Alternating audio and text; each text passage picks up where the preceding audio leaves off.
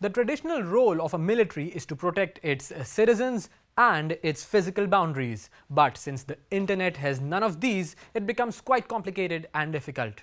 To get an insight of what militaries can do, what threats they face, and how can they counter those threats by using the very same technology, we talk to experts. With us on the line is Mr. Alex Kingsbury, the Associate Editor for US News and World Report on national security issues. He has written some articles about the very topic we are discussing today, so let's hear what he has to say. Thank you, Mr. Kingsbury, for joining us. Well, I'm very happy to be here. Thank you. So can you tell me what is the role of the internet when it comes to the traditional militaries of today's world? Well, I think you need to think about it sort of the left hand and the right hand. The military uses, on one hand, internet-worked computers together for military applications. So if they need to operate their weather systems, for instance, their communication systems, and then everything up to operating pilotless drones. That's sort of the military component of it. The other hand, the right hand, if you will, is the social lives of soldiers. So they're also using the internet to communicate back home with their friends and families. So on the one hand, you have the secret military communications, and on the other hand, you have the open source internet that everyone else uses.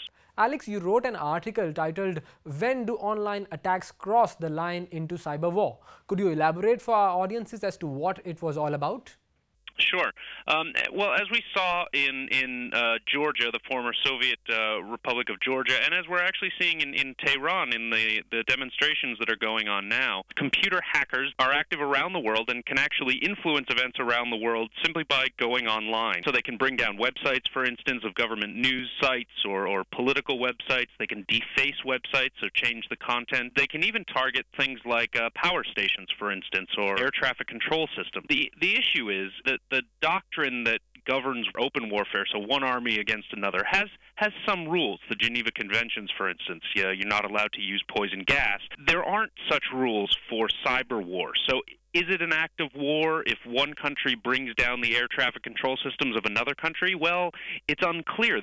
Those issues haven't been codified into law because the technology is moving faster than the laws that generally govern it. And recently there was a virus attack on a US base in Afghanistan and its origins were traced in China. What are the implications of such incidences? The virus attack that you mentioned in Afghanistan, I'm not sure which one you're talking about, but there have been several, and they're actually going on all the time. I mean, some of the Pentagon, for instance, gets sort of millions of hack attacks or attempted break-ins almost every day. It is just a staggering issue. It really slows down the computer systems and causes the U.S. spends millions of dollars to try and stop these attacks, but also causes a lot of disruption to their basic services. Now, this is something which I found very interesting, that the American military has a game called America's Army, which helps them find recruits. Do you think having such a game is a good idea, and does it help the military reach its target audience? This is a video game that the military put together, and the thing that separates it from other military games, other computer games, it looks very similar, is the fact that it's very, very realistic. So the weapons are very realistic, and they're operated in the way that the military wants you to use them. So it's more of a training manual than anything else. I mean, this is sort of takes a basic military sort of basic training. I think that their mission has already been accomplished, though. People who are interested in playing games already have a fairly good idea about military strategy because that is the way that you succeed in most of the other games, even the ones that the Army doesn't produce. And what can we expect in the future when it comes to cyberspace and the military? Well, I think if I knew that, then I would be a rich man investing in these technologies. I mean, the thing is, we're seeing with it in Iran here. There's text messaging and Facebook and Twitter.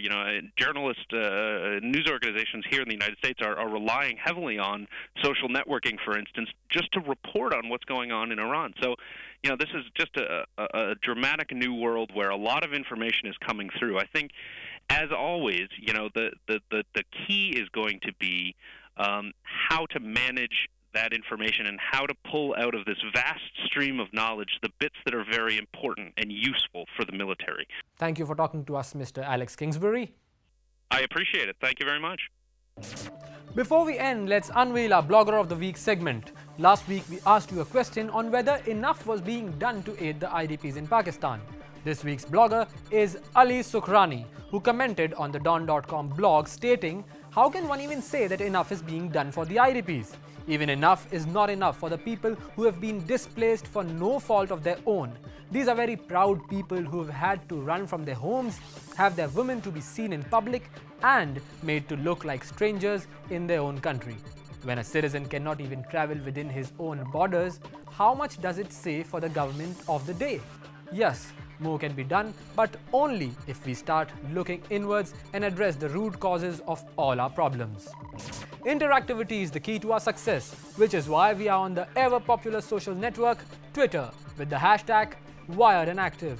We are receiving a steady group of followers, so come Twitter with us. Also, if you are on Facebook, then become a fan of our group, namely Wired and Active. And do check us out on YouTube by going to the channel Dawn News Pakistan. It's a single word. All our old and latest episodes are available there for you to see.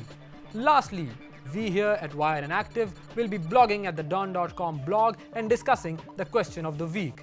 This week's question: should the Pakistan Army and the military outfits around the world be more worried about cyber attack?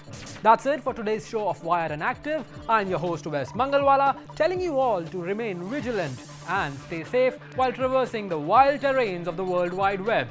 Take care.